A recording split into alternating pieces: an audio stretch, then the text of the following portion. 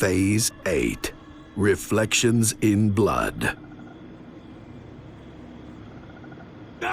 Welcome back. Old Chatterbox has some words for us. You're wondering how I know so much about the corrupted.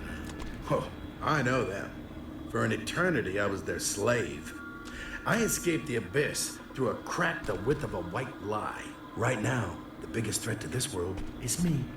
Let's keep it that way. I almost felt bad for the mask for a second there. So, more amusement park scenery. Here's the ever-popular flying air ride. Oh, and there's the movie reference nobody expected. And here we have a nonsensical cart. Pretty gross. Ooh, and I spy something underneath that hot dog cart. Another picture piece. Pretty awkward, the tonal shifts in the pictures in these recent chapters. They used to be so much fun. And there's the roller coaster. You can barely make it out, but it's called the Bayou Belle. Tragically, that's going to be the extent of our interaction with the roller coaster, which is a pretty big disappointment for me, but luckily within the roller coaster is a consolation attraction they've set up for us. Neptune here wants to play a very special game of 3-card Monty, and I'm happy to indulge. I'm spoiled for choice, in fact.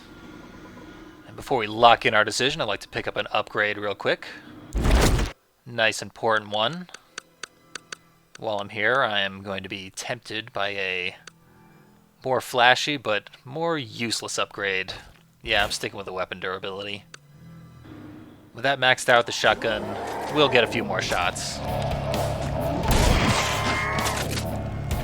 And that's going to be plenty to deal with these Terratoids.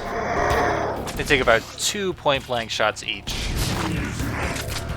Being further away seems to reduce the damage it deals, which can leave them with a sliver of health.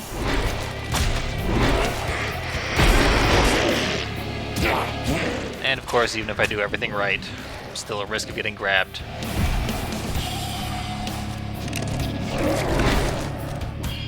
I was nice enough to cancel my picking up animation there.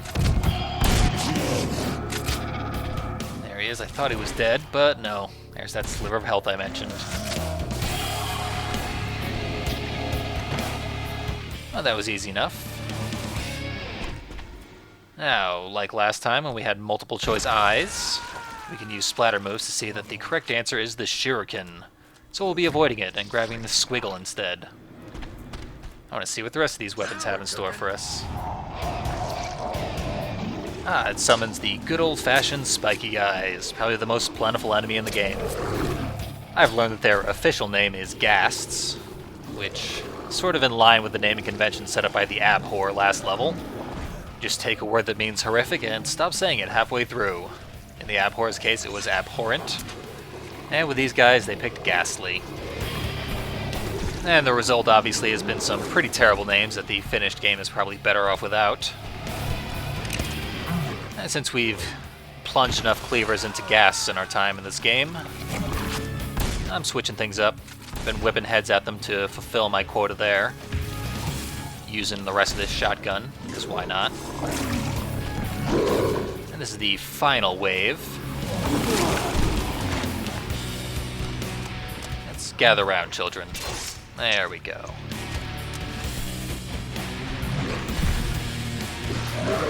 And another head kill. We can finish off this guy with a decapitation. I would like to save that head. And for now, we're going to take the Lowry seasoning salt. Because we still don't want to pass up that chainsaw, although I will have to set aside my head in order to pick it up.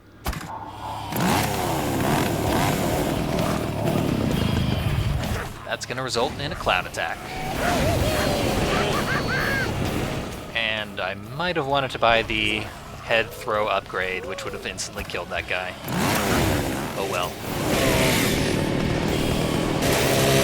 Now, the previous chainsaw we used was ripped straight from Piggy Man's arm, and was unique in that it had considerably higher durability than this regular chainsaw. I also assume the Biggie Man chainsaw runs on muscular action as opposed to gasoline. But it's gone. We won't be seeing it again this game. Fortunately, with the durability upgrade, this is almost identical.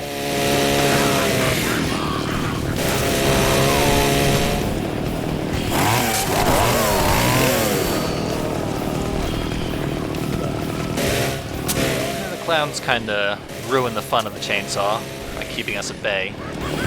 Really what you want to do is just charge headlong to their fire attack, because the damage is negligible and eventually you will get through that firewall and cut them to bits. Oh, we're waiting for more clowns to spawn. Let's check out our host here, as he really abuses the hell out of his mermaid friends. He's gonna feel that in the morning, if he has a morning. I kind of thought that was the last one, but for some reason they're spawning in one at a time.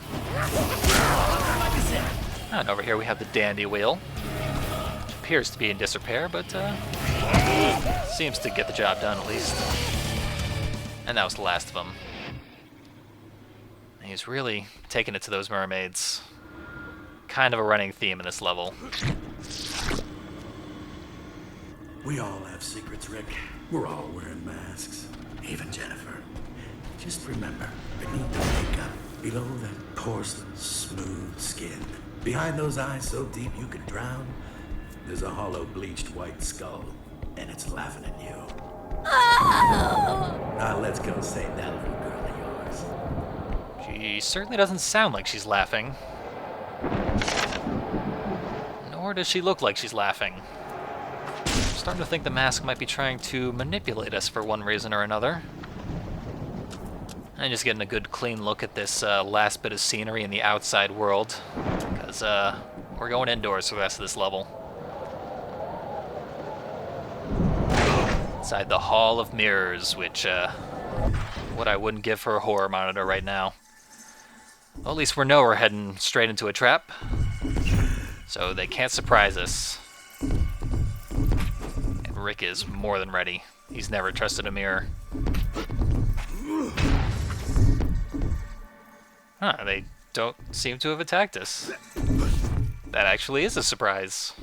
Oh, I'm not complaining. More mirrors. Help me, Rick. Save me, Rick. Rick, he's hurting me. Why did you let him take me? You pussy. Stay with me, Rick. Stay with me forever. Oh no. These mirrors are distorted funhouse mirrors full of Jennifer. And breaking them will release her. To be killed.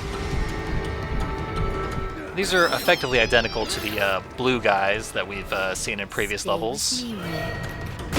They'll do huge amounts of damage, run at us from great distances, and just rip arms off. Very, very dangerous. You're pathetic. And if we pick the wrong one of them will pop out, but if we pick the right one, we advance onward. There's a time limit at the top there. Rick, he's Hope not to find out what that is indicating. And behind this incorrect mirror is a piece of Jen's picture. It's mildly glitched in the sense that you have to hit A twice to get it off the screen after you pick it up. Not a big deal, though.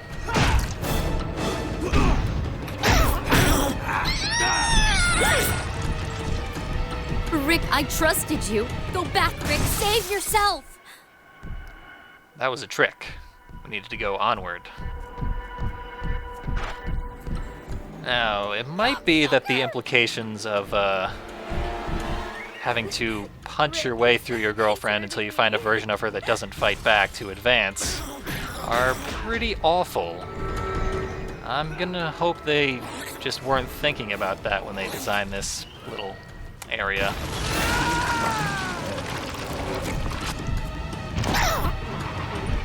We're almost out of the time limit. Oh, we found the right way. Stay with me, Rick. And we can still free the evil gens after we've opened up the pathway onward, and then we can just escape them. Go back, Rick. Save yourself. 10-second time limit. You only get one chance. Rick. And here's what happens when the timer runs out. You get completely surrounded. They can instantly kill you. There's a very small chance that they can decapitate Rick in one hit. But fortunately, if that doesn't happen, you can just splatter slash them, kill them all at once.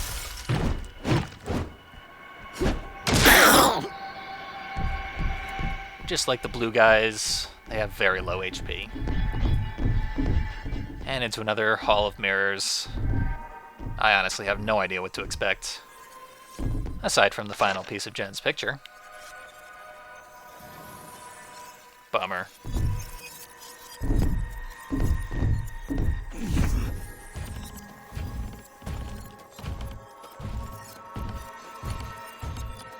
Well, we took a wrong turn. Let's double back.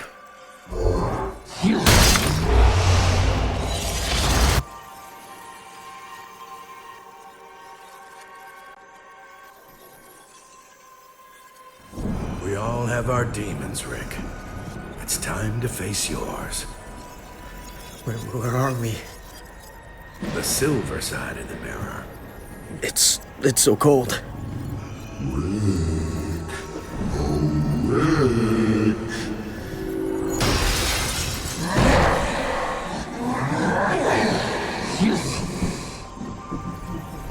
So, we've been abducted to participate in a mirror match, appropriately enough. This version of Rick is a reference to the TurboGrafx-16 port of the original Splatterhouse, which is the red-headed stepchild of the series. And with this, we officially have references to every single Splatterhouse game in the Carnival chapter here. Now, we just did a splatter kill on him, but it only did about 1/8 of his health. Tough bastard. He's actually got all of Rick's moves, except for the splatter attacks, which is going to give us an edge. We're going to need it, because he's got a ton of health and does a ton of damage. You can also initiate grapple sequences with him. He can do the same to us, and then there's a QTE to win the pin. That's what happens when he wins. We got a new license track playing in the background. It's Dead Eyes by Invisible Enemies. This is the second band that producer Dan Tovar was actually in. It's a pretty rough song, and it's also very short, so I kind of feel like it was a last-minute addition. There were 3 songs announced for the game, one by Guar, one by In Flames, and one by Cannibal Corpse, none of which actually made it into the game. So I kind of feel like this one, the wolf shirt, and the repeated use of Mastodon were used to replace those when they fell through. Just a theory, though. And having defeated that enemy, I think we've earned a nice upgrade, the Splatter Shredder. It's an instant speed splatter slash that you can do while moving. And it's very useful because we're not done here.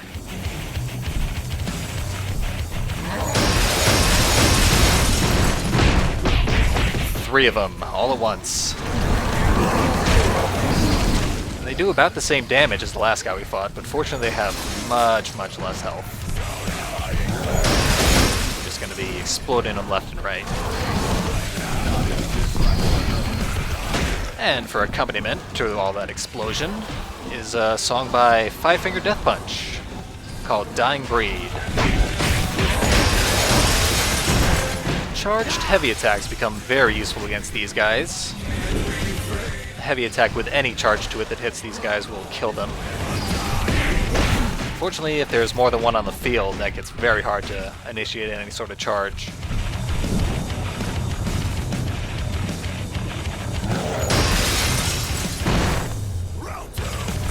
And another one. Oh god, he's got our splatter attacks. That's going to make this tough. They are virtually uninterruptible, so once he starts them, you gotta just run for your life. And if he starts them while you're indisposed, then you got a problem. He's every bit as tough as the last guy.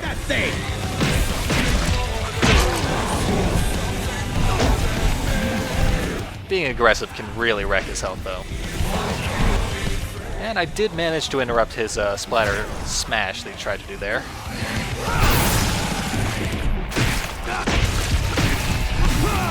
And there's what it looks like if it isn't interrupted. Just gotta finish him off. There we go. Victory. I said victory.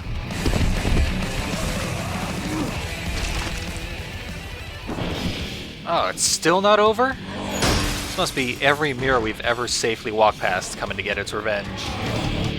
Oh, and this one's in Berserker mode, too. Our suffering has only begun.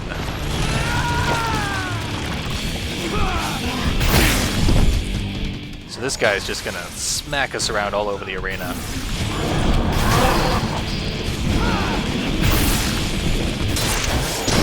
There's the Splatter Shredder, which is an excellent way to buy some time. It's absolutely ideal. I would not recommend going into this fight without it.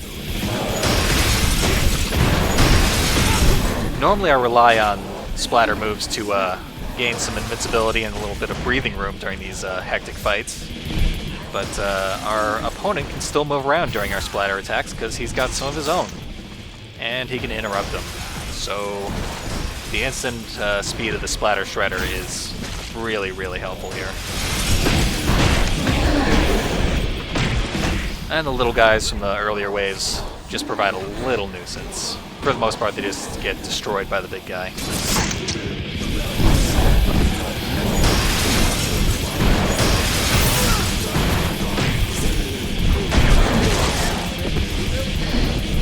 This is a very intense fight, and it's appropriately scored by the band Terrorizer with their song Dead Shall Rise. Classic bit of grindcore. We've almost got him down. This one gets a real splatter kill.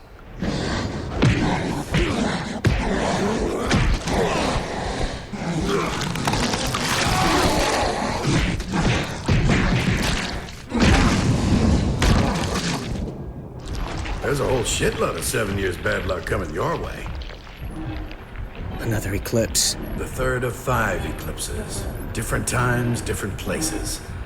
Lining up one by one like the tumblers in a combination lock. The ritual decrees that blood be let in the shadow of each eclipse. The blood of a virgin? Hardly, Rick.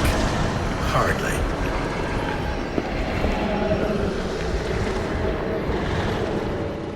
There was a flashing 1999 bouncing around underneath the HUD for that entire cutscene, which is very frustrating because there's an achievement for getting 2,000 blood points in a single combo, and I missed it by 1. We'll have to get it next time, I guess.